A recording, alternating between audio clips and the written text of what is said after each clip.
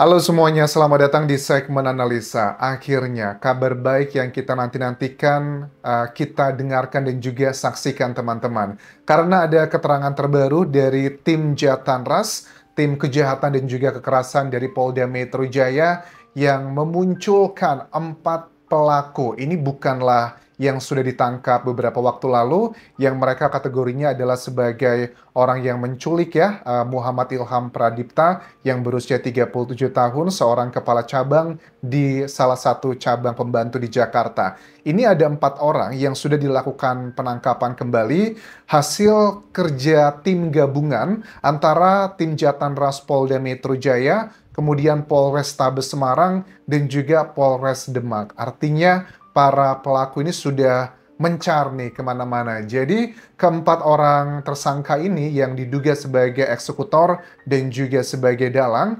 inisialnya adalah DH, YJ, AA, dan juga C. Terbagi ke dalam 2 penangkapan. DH, YJ, dan AA itu ditangkapnya hari Sabtu tanggal 23 Agustus jam 8 malaman berada di kawasan Solo, Jawa Tengah. Ini sebenarnya sudah beberapa hari yang lalu ya. Kemudian kalau C itu ditangkapnya hari Minggu 24 Agustus di Pantai Indah Kapuk, Jakarta. Jadi kalau kita lihat nih dari strategi tim Polda Metro Jaya, sepertinya mereka ini pengen melakukan rilisnya secara utuh gitu. Jadi setelah semuanya diamankan. Jadi keempat orang ini kalau kita lihat tampangnya sih bukan tipikal, mohon maaf ya, orang-orang jalanan gitu. Kalau kita lihat nih ya, ada tipikalnya sih kelihatan kayak kayak orang-orang kerja kantoran ini. Makanya nggak heran, kan kita kan bisa ngelihat ya orang-orang yang karakternya di jalanan banyak, atau yang kerja di kantoran, atau pengusaha, itu kelihatan banget dari orang tuh bisa menilai, terutama buat kita yang sudah dewasa dan punya pengalaman jam terbang lah, mengenal manusia-manusia alias tua gitu kan ya. Kalau aku lihat yang pertama nih, karakternya ini ya teman-teman, yang pakai kacamata. Ini kelihatan banget tipikal kayak orang kerja kantoran ini. Ini sudah mulai menjurus ke motif yang paling kuat dengan melihat tampang-tampangnya ini. Dugaan sangat kuat terkait dengan masalah bisnis, bukan masalah urusan pribadi antara individu korban Muhammad Ilham Pradipta dengan para pelaku ataupun juga dalang-dalangnya. Tapi sebelum kita bahas analisa lebih detail dari keempat tersangka ini, kita coba lihat cuplikannya teman-teman dari YouTube-nya Jacqueline Chopper is Back. Kayaknya beliau ini adalah anggota tim Jatanras Polda Metro Jaya ya. Aku sangat kagum sih, beberapa kali aku melihat penangkapan-penangkapan yang dilakukan beliau itu gila, mantap-mantap ya, wajar sih tim kejahatan dan juga kekerasan. Yang di bagian pertama ini adalah pada saat salah satu pelaku itu diamankan kondisinya di dalam mobil, ternyata ada 20 handphone di situ. Terus juga dia ngaku bahwa korbannya itu dibawa ke Bekasi. Karena saya bingung, saya taruh aja tuh di persawahan. Dengan kondisi terakhir dikatakan bahwa kedua tangan dan juga kaki dari korban terikat, kemudian matanya juga tertutup. Tapi hati-hati nih teman-teman, ada strategi yang aku lihat mau dipakai para tersangka ini agar tidak terkena pasal yang berencana. Oke, kita lihat dulu cuplikannya berikut ini teman-teman. HP apa? Cepet kamu, jangan berlama-lama. Yang mana, yang mana? Kayaknya 20 lebih, apa? Handphonenya berapa? Banyak, 20. 20. Tunjukkan korban kamu bawa kemana? Ke Bekasi, Pak. Bekasi. Sore lewat. Oh, masuk mana? Karena saya bingung, saya lepas ke tempat terakhir itu, Pak.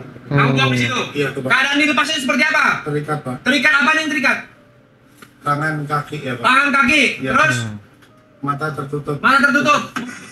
Oke, jadi itu adalah kondisi terakhir yang disampaikan oleh salah satu dari pelakunya. Dan apakah itu matching atau enggak betul? Tentunya dari penyidik juga tidak akan rely ya, atau tergantung hanya dari keterangan para pelaku ataupun juga tersangka.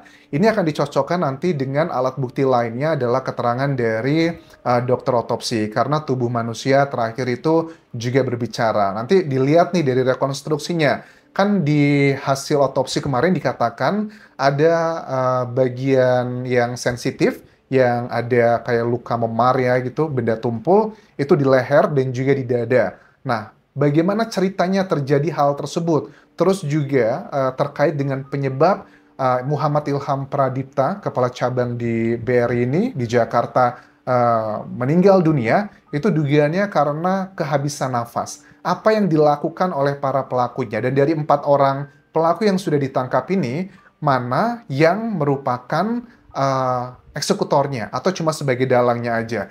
Nah, kalau yang inisial C ya, yang ditangkap di hari Minggu 24 Agustus ya di Pantai Indah Kapuk, Jakarta, ini peranannya sebagai apa? Karena ada pola yang unik nih kan ya. Oh, polanya tuh sama ya, kayak para tersangka yang 4 ditangkap sebelumnya, yang berperan sebagai penculik kan 3 orang yang ditangkap beberapa waktu lalu, itu mereka kan ditangkapnya di satu rumah yang sama, di sekitar di kawasan Jakarta. Kemudian yang satunya itu ditangkap pada saat tiba di salah satu bandara yang ada di Nusa Tenggara Timur. Nah, ini juga sama, 3 orang yang ditangkap di hari Sabtu, ada DH, YJ, AA, itu ditangkapnya di Solo di Jawa Tengah. Kalau aku lihat dari liputan ini, itu di jalan ya. Jadi kayaknya sedang dalam masa kabur, pelarian, karena mungkin tinggalnya dari satu hotel ke hotel yang lainnya. Nah, sementara yang C itu ditangkap sehari kemudian di hari Minggunya di Pantai Indah Kapuk, Jakarta. Kayaknya eksekutornya, dugaanku gitu ya, adalah mungkin yang DH, YJAA, kalau aku lihat dari polanya. Sementara untuk yang dalangnya, mungkinkah si C tersebut? Kita masih belum tahu nih mana nama-namanya, karena sampai aku buat video kali ini belum ada keterangan resmi ya dari tim Polda Metro Jaya. Tetapi baru ada nih yang di media terkait dengan proses cuplikan penangkapan dari para terduga pelaku dan juga eksekutornya. Oke, bagian berikutnya lagi ada cuplikan ya, pada saat YouTube-nya Jacqueline Chopper is Back ini, ada salah satu timnya yang berkomunikasi dengan salah satu terduga pelaku, yang eksekutor ataupun juga dalangnya. Nih, kau ya yang di mobil terakhir. Iya, Pak. Oke, kau ya yang di mobil terakhir. Berarti dugaannya apakah mereka ini kabur dengan beberapa mobil? Karena ada salah satu keterangan juga yang patut dipertimbangkan dari sejumlah saksi peristiwa yang berada di sekitar Bank BRI tempat korban bekerja. Karena ada 5 keterangan ya. Pertama itu kategorinya adalah penjaga parkir, 3 orang yang bilang bahwa sehari sebelum terjadinya penculikan, mereka melihat ada 5 orang badannya kekar, kemudian selalu mengintai di area tersebut, parkir di situ bahkan sampai dini hari. Mereka pikir mereka adalah kayak polisi karena badannya kekar-kekar. Nah, ini juga unik nih di Indonesia. Kalau kayak gini sih bukan kekar ya, mentang-mentang badannya gede gitu kan ya. Ya gedenya juga harus dilihat, Pak. Kalau gedenya itu karena otot, itu disebutnya kekar. Tapi kalau gedenya karena lemak, ya bukan kekar sih ya.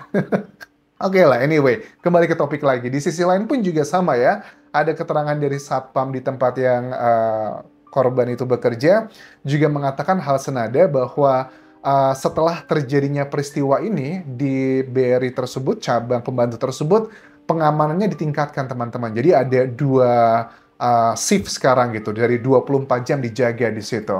Oke, tapi apakah mungkin ini adalah bagian dari para pelaku doang? Apakah aktornya masih belum ketangkap? Ya harus dilakukan pendalaman sih. Tetapi dengan kasus yang seperti ini, paling nggak kan ada beberapa peranan dalam kasus yang berencana. Tapi hati-hati karena aku melihat ada aroma-aroma. Ini mau dibawanya ke arah yang kebablasan gitu. Maksudnya gimana? Kita udah mendengar nih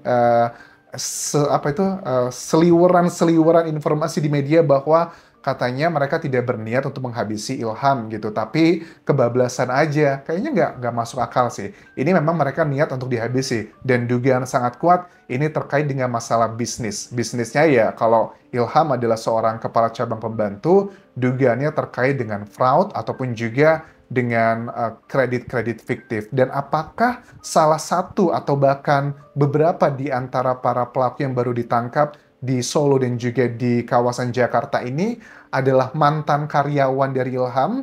Karena ini juga menjadi salah satu isu yang beredar bahwa jangan-jangan ini ya ada mantan karyawan yang juga terlibat dengan fraud atau penipuan tersebut yang dibongkar oleh Muhammad Ilham Pradipta, nggak terima dan dia melakukannya di situ. Oke, itu juga kita tunggukan nanti pendalamannya seperti apa. Tetapi dari sini aku bisa melihat bahwa memang jelas kalau dari bagian penculikan hari Rabu 20 Agustus 2025 itu kan sekitar jam 4-an atau jam udah menjelang sore walaupun siang hari dalam kondisi gerimis. Kemudian ditemukannya Kamis 21 Agustus 2025 sekitar setengah 6 pagi. Artinya korban bersama para pelaku itu cukup lama. Ada paling nggak kalau diantarkan dari jam 5, 6, mungkin jam 7, jam 8 ketemu 9, 10, 11, 12, 1, 2. Mungkin kurang lebih 8 jam mereka bersama karena ada beberapa statement yang aku dapatkan dari beberapa kolega dokter otopsiku ya. Aku kirimkan foto-foto Ilham terakhir yang beredar di sosial media. Dugaannya Ilham itu masih baru aja nggak bernafas karena kondisi badannya itu masih fresh banget. Dugaannya waktu kepergiannya Ilham ke dunia lain adalah sekitar ya 2 sampai 6 jam sebelum terjadinya ditemukan oleh warga di persawahan di Bekasi tersebut. Sekali lagi selamat untuk tim Polda Metro Jaya, tim Jatanrasnya, juga gabungan dengan tim Polrestabes Semarang dan juga Polres Demak yang sudah melakukan aksi luar biasa ini. Dan kita lihat nanti, mudah-mudahan tidak hanya rely pada keterangan para tersangka, tapi juga harus dicocokkan dengan alat bukti yang sifatnya ilmiah terkait dengan alat komunikasi, kemudian juga dengan otopsi, karena takutnya nanti masih ada nih tercecer dalang-dalang yang lain ataupun bahkan eksekutor lainnya, karena siapakah yang membantu, siapakah yang menutupi, siapakah yang melakukan aksi tersebut, dan siapakah yang mengotaki semua ini, kayaknya nggak mungkin kalau cuma dilakukan oleh 1 atau 2 orang saja. Terima kasih sudah menonton, sampai ketemu lagi di video berikutnya. Tinggalkan like dan juga komen, subscribe channel YouTube ini, follow Instagram, Facebook pageku, dan juga akun TikTok di Anjasa Semara. Sampai jumpa.